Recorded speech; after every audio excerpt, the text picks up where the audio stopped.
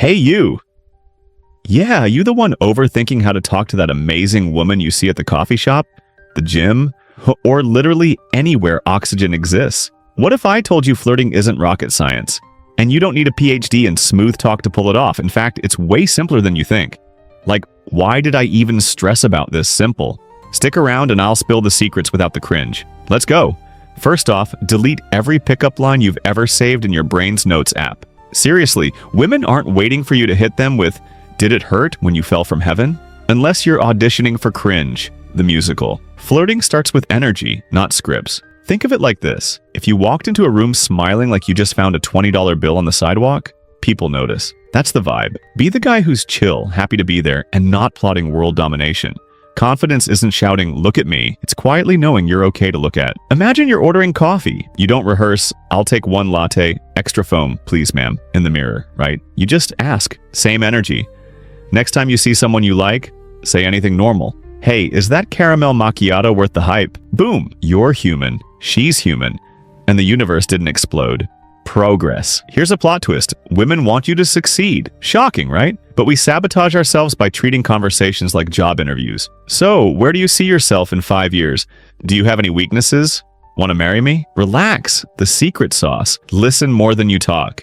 People love feeling heard. If she mentions she's into rock climbing, don't panic and yell, "I love rocks too." Ask her, what's the coolest place you've ever climbed? Now she's sharing stories. You're learning, and you look like a genius. Pretend you're a detective collecting clues. Did she mention her dog, her job, or her obsession with The Office? File that away. Later you can say, "Wait, is your dog more of a Michael Scott or a Jim Halpert?" Humor plus attention equals golden. Repeat after me. Flirting is supposed to be fun, not a chess match, not a TED Talk. If you're sweating more than a snowman in July, you're overcomplicating it. Teasing lightly equals good. Trying to be perfect equals bad. For example, if she beats you at pool, say, "Okay, clearly you've been training for this moment your whole life. I demand a rematch in checkers." It's silly, it's disarming, and it doesn't feel like a performance. Say she's wearing cool sneakers. Instead of nice shoes, try, "Hold on. Are those shoes secretly jetpacks? Because you look like you're about to blast off." Absurd? Yes. Memorable? Also yes. Ever seen a golden retriever walk into a room? Everyone's instantly like, "I love you, strange creature." Why, dogs don't strategize. They're just themselves. They wag, they sniff, they live in the moment. Channel that energy. Stop worrying about,